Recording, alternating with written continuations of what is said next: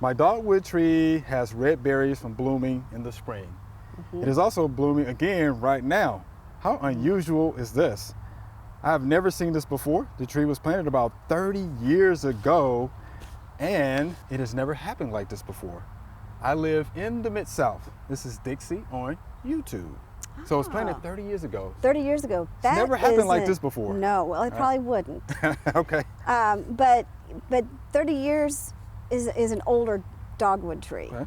And so my thought is it's very stressed.